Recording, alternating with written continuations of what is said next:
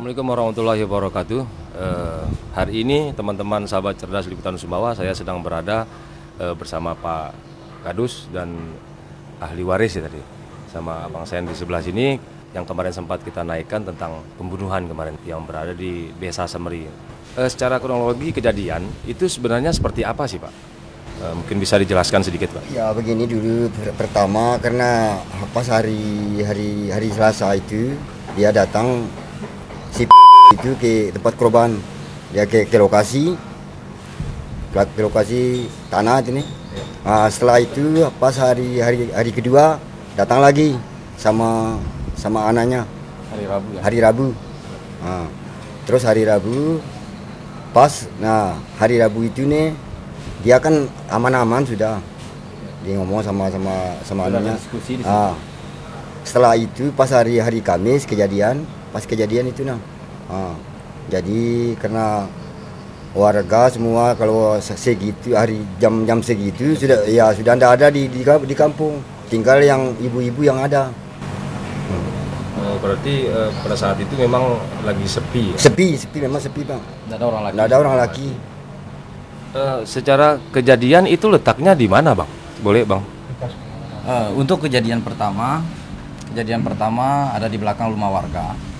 Yang pertama situ ada kejadiannya pertama ada 2 orang di sana. Di sana sempat ada cecok di sana, ada perkelahian.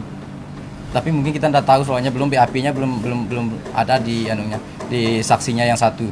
Temannya si korban ini. Belum ada BAP-nya karena belum siap diungkapkan tadi malam. Terus habis itu si korban ini lari ke dalam kampung dalam keadaan tangan sudah terus dia lari pas nyampe depan SD ada orang tuanya yang ini langsung dihadang sama orang dua di sebelahnya berarti sebelum. Dua tempat kejadiannya ini, 2 TKP-nya. Oh, 2 TKP. TKP terakhir di depan SD, di depan rumah warga, di situ langsung pembunuhannya. Berarti dua TKP berarti. 2 TKP. Yang pertama itu berada di sebelum SD itu. Sebelum SD itu di belakang rumah warga. TKP kedua di SD.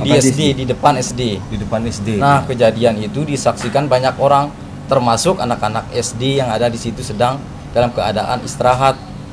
Semua menyaksikan itu. Dan sempat dilerai sama kakak kandungnya kakak kandungnya perempuan. Ya.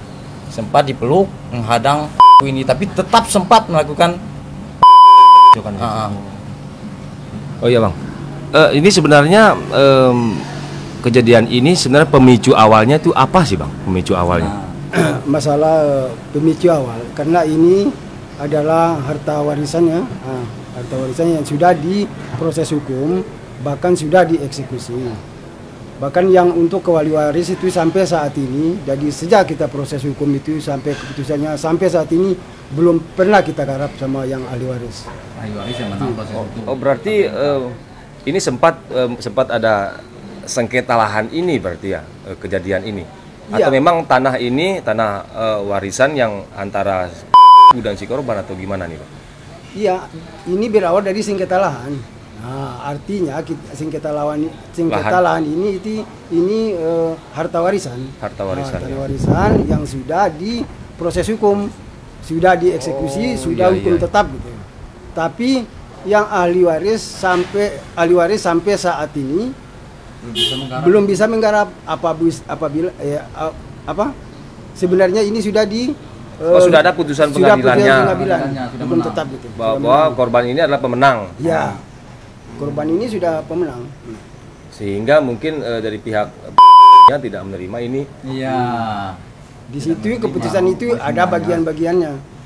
Oh, sudah ada bagian-bagian dari hasil pengadilan itu. Hasil pengadilan. Oh, jadi pemicu awalnya memang karena sengketa lahan ini pertama ya. Menurut informasi bahwa itu makanya si korban ini masuk ke lahan itu saat itu karena sudah ada kesepakatan, sudah ada perdamaian katanya. Harta warisan sudah dia diikhlaskan untuk kembali ke ahli warisnya. Dan harta gonok ini siap untuk diterima sama si ini. Sama si sudah siap diterima harta gonogininya, dan memang tanah ini dimenangkan oleh ahli waris itu sendiri. Nah, setelah tadi nih Bang, kan udah masuk ke ruangan Kapolres, apa hasil tadi dari hearing di sana Bang dengan Pak Kapolres tadi untuk kelanjutan hukumnya? Untuk hasil hearing kita di ruang Bapak Kapolres, jadi instruksi dari Bapak Kapolres, kami hanya diminta untuk memberi pengawalan, membantu untuk memberi informasi kepada tim penyidik supaya kasus ini terbuka, diselesaikan dengan tuntas sampai ke akar-akarnya. Dan memang sesuai dengan hukum yang ada di Indonesia kita ini. Ya. Jadi teman-teman, kita sudah mendengar bagaimana penjelasan teman apa yang ada di samping saya, Pak Kadus dan abang-abang yang sebelah saya, bahwa kita harus tetap mengawal kasus ini sampai tuntas. Dalam artian biar kita masyarakat juga paham bahwa ini loh sebenarnya yang terjadi. Untuk harapan keluarga korban seperti apa sih Bang? Ya, untuk kami sebagai perwakilan dari keluarga korban, harapan kami tidak lain selain berikan hukuman yang sesuai dengan perbuatan yang dia lakukan. Apakah itu pasal 340 atau 351? Ya. Itu harapan kami. Dihukum sesuai dengan dihukum sesuai dengan perbuatan sesuai dengan Berarti dampak semuanya sudah ditahan, Bang? Semua sudah ditahan di Kapolres. Mungkin harapan Pak Kadus yang mungkin ya begitu sih kami, harapan saya selaku kepala dusun di sana, memang hukum sesuai dengan perbuatan si dengan apa yang sudah dilakukan. Apa yang dilakukan. Jadi gini Pak, sedikit karena masih ada maksudnya yang belum tertangkap. Tolong kami, bantulah kami selaku kepala dusun. Jadi orang-orang yang di balik ini karena mungkin yang empatnya sudah ditangkap, bisa jadi ada lagi. Makanya kita harus mengawal terus kasus ini sampai tuntas. Sekali lagi Bang, kalau harapan dari abang saya di sebelah sana. Ya, untuk harapan kami dari ahli waris dan tim dari pihak hukum, apa yang telah diputuskan agar bisa dituntaskan gitu, dan pihak kepolisian bekerja dengan maksimal. Ya. Kira itu harapan kami. Terima kasih Pak Kadus, abang-abang saya di sebelah saya. Teman-teman, kita sudah mendengar apa jadi penjelasan Pak Kadus, ahli waris, dan abang saya di sebelah sini. Kejadian memang berada di 2 TKP, yang sebelum ISD dan setelah ISD, dan ini sudah jelas bahwa keputusan pengadilan adalah ahli waris yang menjadi pemenangnya itu. Jadi terima kasih buat teman-teman.